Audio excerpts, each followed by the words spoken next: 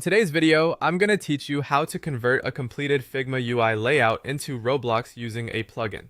Before you begin, make sure your interface design is already finished inside Figma and that the specific layout frame you want to export is clearly organized. This is important because the plugin works on the selection you give it, so choosing the correct frame helps avoid mistakes and keeps the export process clean.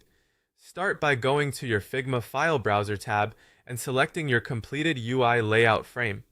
Take a moment here to confirm that you are clicking the full frame, not just an individual element inside it, unless that is exactly what you intend to convert. A well-selected frame ensures that the plugin knows what part of the design should be processed and sent over. Once that frame is selected, head to your plugins drawer in Figma and run the Figblocks UI plugin or the Figma to Roblox plugin depending on which one you are using. If you have both installed, simply open the one that matches your workflow.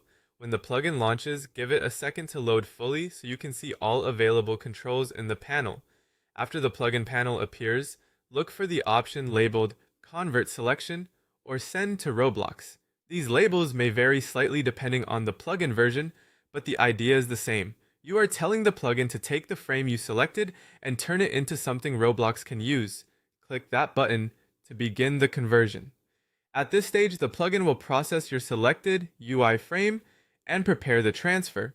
If your design is large or contains many elements, this may take a little longer, so be patient and avoid changing the selection while it is working. Keeping your file steady during conversion can help prevent unexpected issues. If the plugin completes successfully, your selected Figma layout will be converted and ready for the next part of your Roblox workflow. If something does not look right afterward, the first thing to check is whether the correct frame was selected before starting the plugin, since most export problems begin there. That's the full process. Select the completed UI layout frame in Figma, launch the appropriate plugin from the plugins drawer and click Convert Selection or Send to Roblox.